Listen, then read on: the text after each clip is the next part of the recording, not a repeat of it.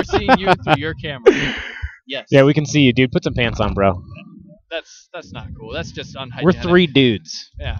Well, hey, no judging. It's true. It's true. Anyways, so we're going to go into the history of stouts. All right, some of my favorite history. And this is going to be some good stuff. This is the part where we lay the knowledge on you. Yeah, we put the caps on and we start going to town. Yep. So we're going to let our brewmeister Cullen. Oh, thank you. Start us off here. Well, the stout actually starts from a totally nether style of beer that is the porter.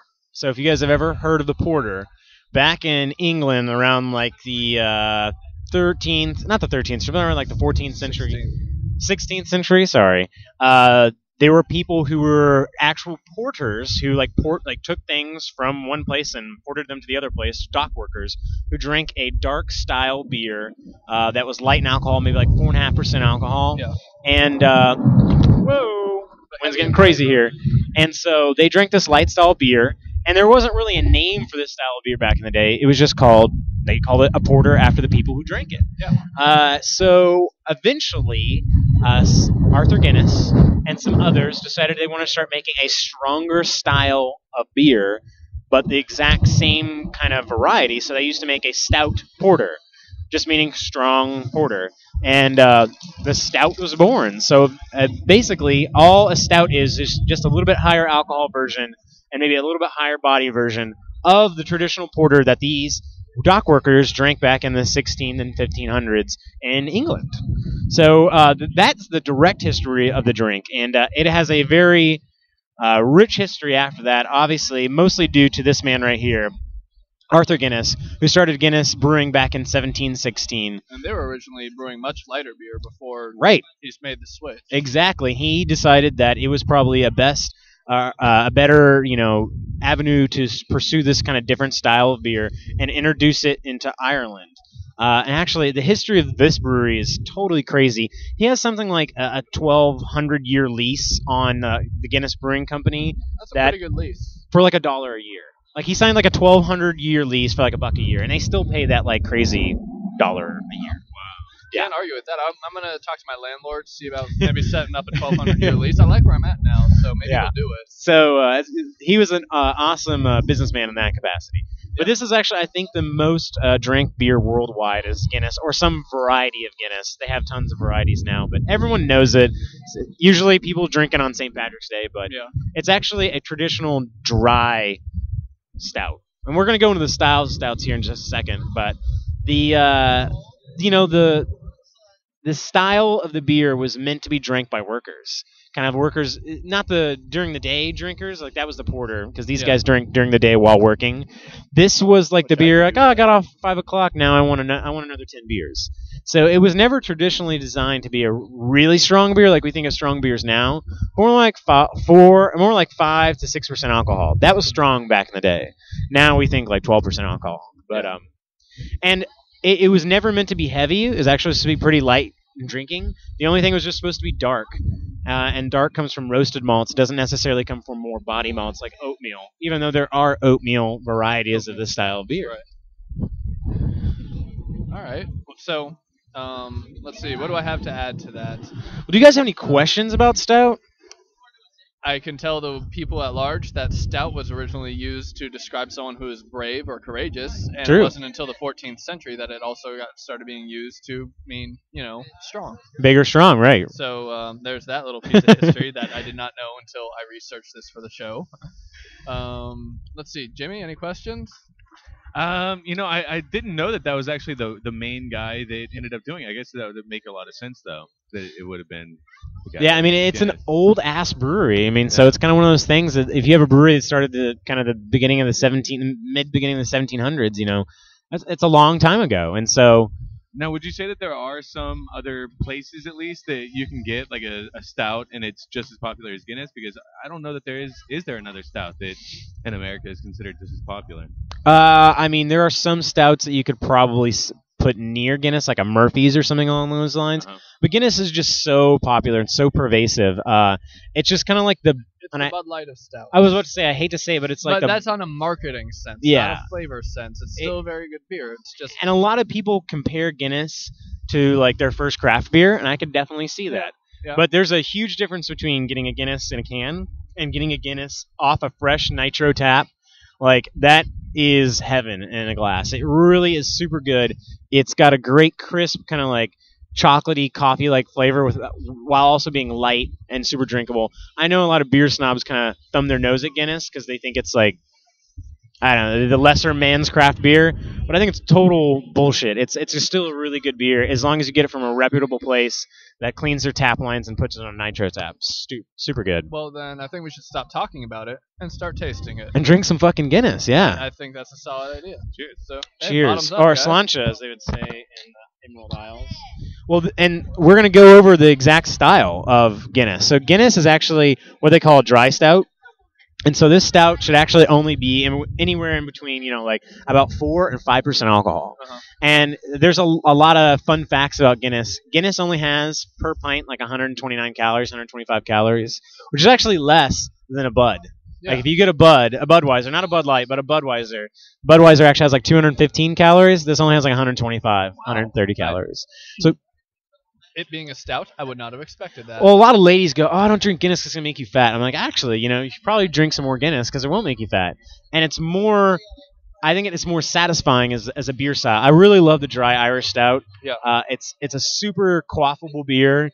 I can just sit down and still get that great rich beer flavor without being like, man, I just had 12 meals. I had like 16 Big Macs just now, Because that is usually the most difficult thing for me, at least whenever it comes to darker beers, is like being able to, even a 6-pack is going to put you under. Yeah. If not because you're drunk, it's going to be because you're full. Yeah. You just want to like lay down and wait it out. Well, it's like they sell these Guinness tall boys in a 4-pack, and I can't imagine drinking more than 4 in a sitting.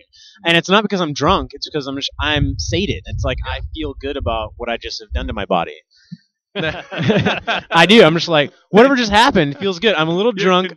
I'm mostly full. Like, I just need a blanket. I'm going to go to bed now. Oh, there you go. I mean, that's what I really loved about drinking Guinness, and especially, there's tons of great examples of dry Irish stouts. I just picked Guinness because I think it's the most universal. People can come up. It's one that the viewers at home can go out and realize that we do know what we're talking about.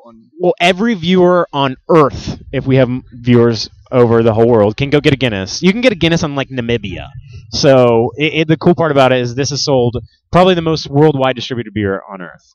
But let's actually talk about the beer itself, the flavors. Yeah.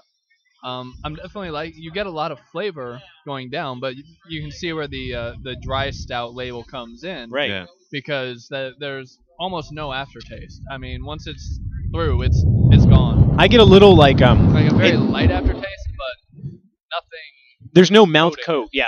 It's that really like you get that chocolate kind of coffee on the nose. I almost get a little like I don't know how to really pinpoint it. Guinness just has that almost quintessential copper note, like almost blood. Especially if you take a Guinness head and you twirl your finger in it and taste it, and it's a really like kind of metallic-y, but in a good way, not like a gross way. Kind of irony, yeah. Well, I think we're going to be going to some folks in the bar in a minute. Some folks who don't know what they're talking about. No, I'm just kidding. What they think about the Guinness. Damn it, the Guinness.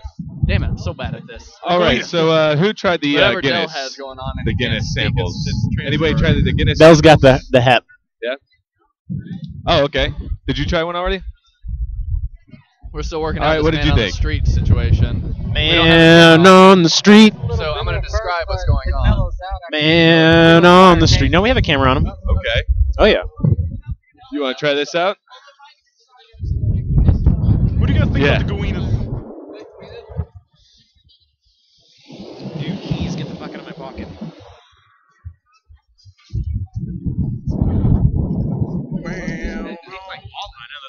Tastes like olives? Okay, I can kind of see that. Yeah. Has like a little bit of that taste. Seltzer. Woo! Come on, I'm just snorting a bunch of Coke off the table. Oh, do you? I took mine off of here for some What do you reason. You can see it's kind of that little tangy kind of quality to it. I had this since I was 12 years old. Dad gave it to me. Barbecue sauce is another thing we're getting now. Okay, who else wants to try a sample? It's Guinness. Jimmy's over there. No, you think it would be hard to like actually give away beer? What do you think? Yeah, it does have that smokiness of a barbecue. Yeah. Yeah, I can see that. I can see people getting that from. You guys want to try Guinness? No. Okay. Yeah, here you go.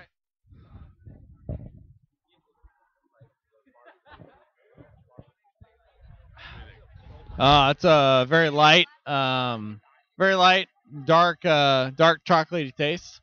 Yeah. I think that's kind of light considering. All right, there we go.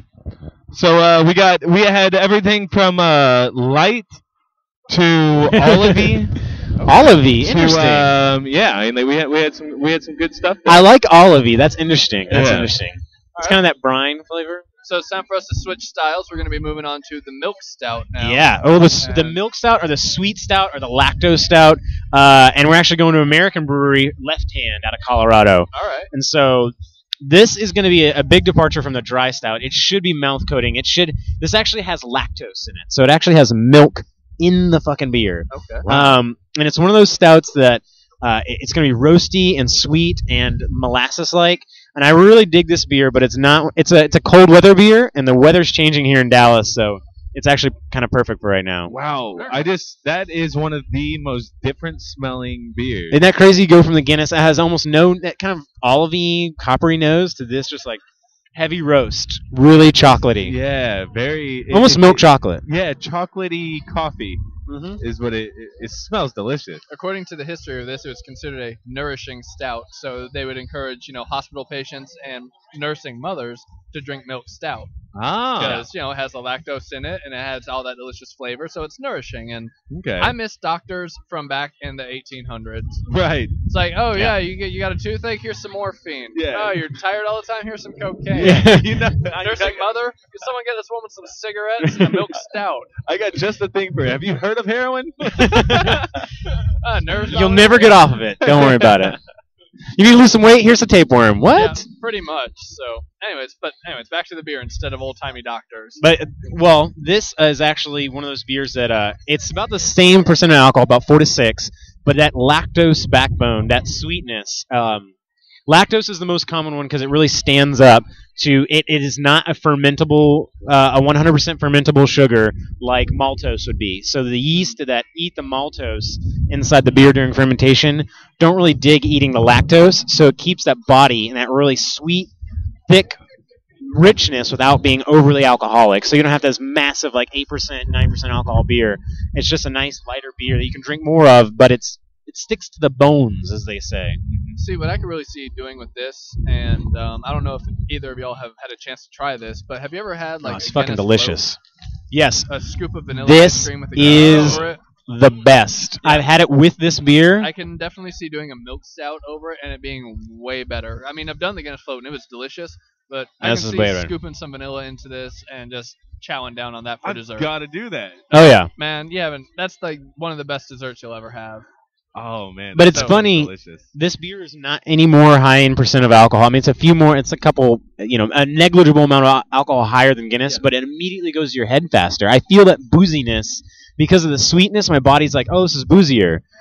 It's almost making me feel more lightheaded. Do you think the sugar processing faster has anything to do with it? It'll make you probably more hungover, but I mean, I wouldn't want to drink 20 pints of this shit.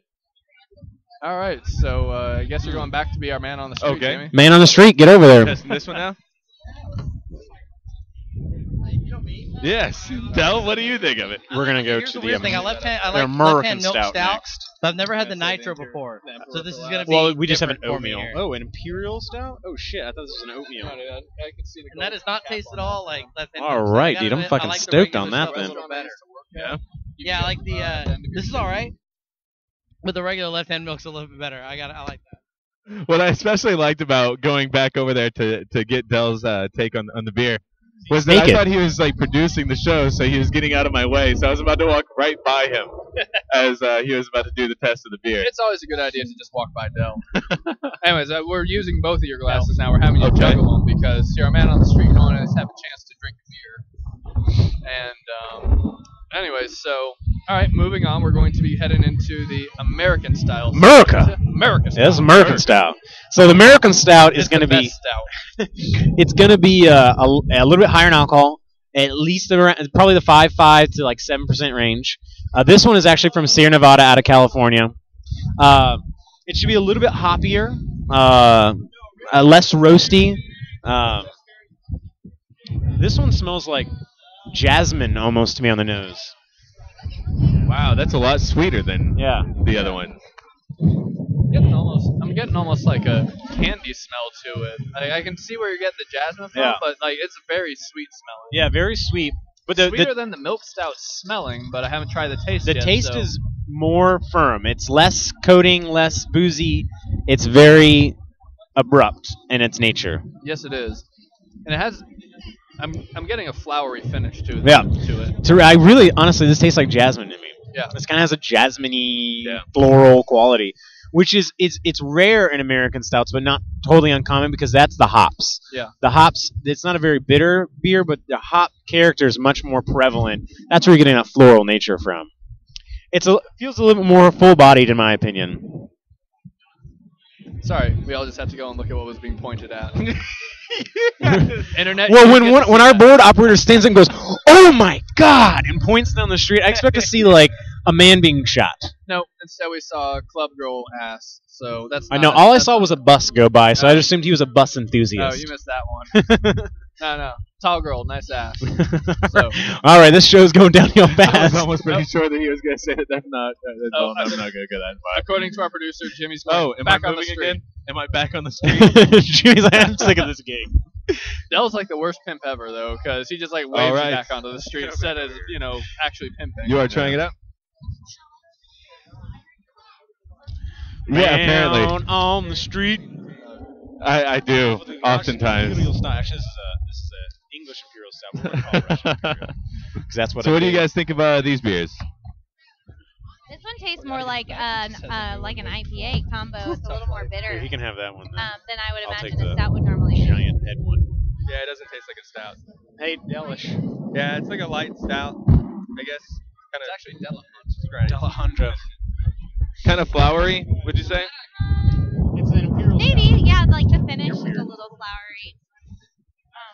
flowers, so I don't know. Looking at No. the post for the oyster stout. Shells are so good.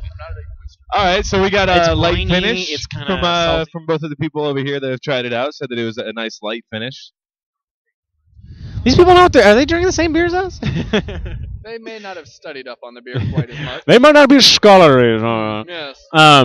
All right, so getting out of America, we're going straight to the Mother Russia. So we're going downhill from here. Yeah, pretty much.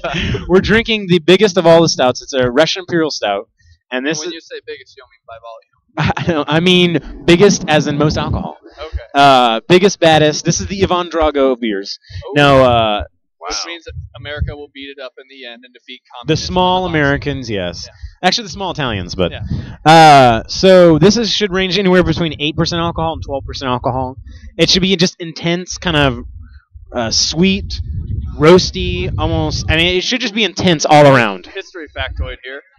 It's called the Imperial Stout because it was brewed in England for export to Catherine II of Mhm. Russia Yep. when she was the Tsarina, whatever the female equivalent of was, because the Tsar at the time was her bitch, basically. Right. But these were exported to Russia specifically For the her, imperial family. and they wanted to make sure it maintained flavor and could handle the rigors of travel at the time because they Right. did not have iced boxcars to ship this stuff across the entire continent. So, Right.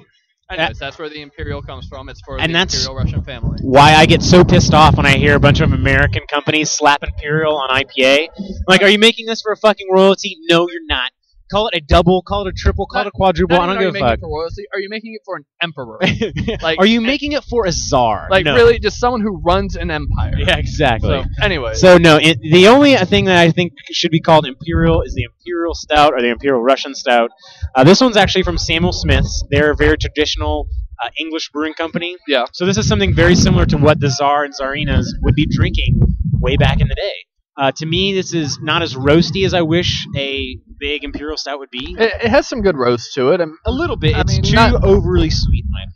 Yeah, I think they've probably sweetened it over the years to appeal more broadly. Appeal to those sissy Brits. Yeah, probably. Yeah.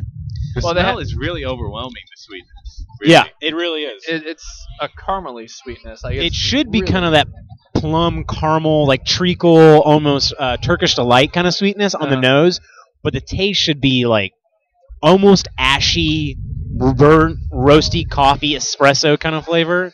And This unfortunately doesn't quite have that. I would not recommend. I put my not recommend stamp on the Samuel Smith's Imperial Stout. Okay. I think there's some excellent examples out there, like Mephistopheles or the Abyss, or what's another really just. I'm going to agree with your not recommend as an Imperial Stout. I think it's a tasty beer still. Oh, but yes. It's a poor example of the Imperial Stout. Yeah, if you want to go grab a really good Imperial Stout, I would say no to this. But the other beers we had tonight, for their style, especially the left-hand milk stout, totally awesome. I would recommend. Yeah. Oh, the milk stouts. My favorite. You can't go wrong with the left hand. No. And like we were saying, try it with a scoop of vanilla ice cream. I know what Jimmy's doing this week. Yeah. I'm probably going to be doing it tonight. Yeah. Just go grab some on my own. Jimmy's just going to pour a six-pack all over his chest and just go to town. Well, that's Jimmy on the weekend. So I mean, Jimmy on a Tuesday. Yeah. So it is Friday. There you go. I guess I will be, guys. All right. So we learned some shit about stouts. We drank Learned some. history. Learned some delicious flavors. Yeah. Don't be afraid of the stout. They range all the way from 4% alcohol, like really low, like a Guinness, all the way up to like 16% alcohol. They're like one of the most versatile lines of beers. They last forever, so you can put them in your. That's why they were originally brewed. Right. I mean, that's one of the reasons. They are heat resistant and. You can put them in your fridge. You can keep them forever, and it's not like you're gonna go grab one. It's gonna be skunky or bad.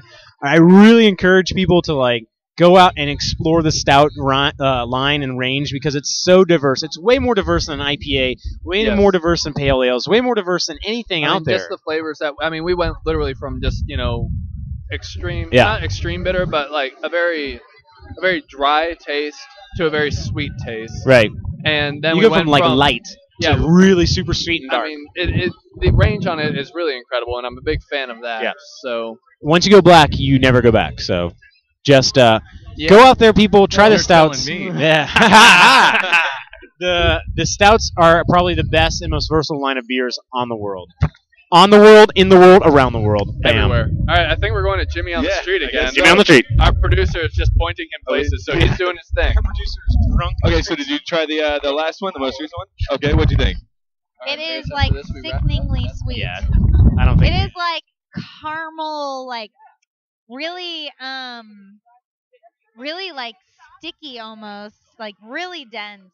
I mean, stouts are usually dense, but this is like, I don't know.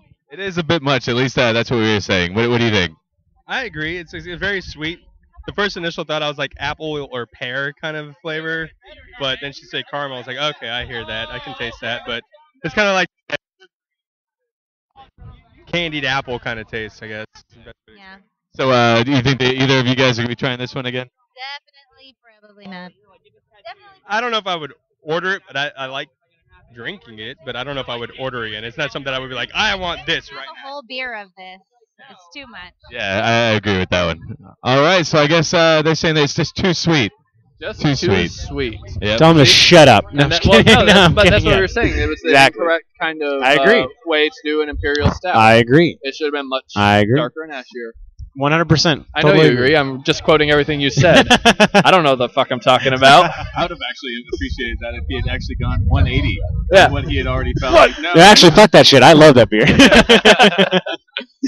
Amateurs. Up next on Bipolar Reviews. All right, well, we're going to take a short break here, and we're going to come back. We're going to be interviewing some other folks from the Deep Ellum on-air station. Excellent. And I think we're having technical problems there, but we're going to do some interviews, and then we're going to give you the rules for the Breaking Bad drinking game. And Heisenberg, motherfuckers. It's the best TV show on right now, so this is obviously going to be the best drinking show or drinking game available. And drinking show right now. And drinking show available. That's this one. Anyways, we'll talk to y'all in a minute.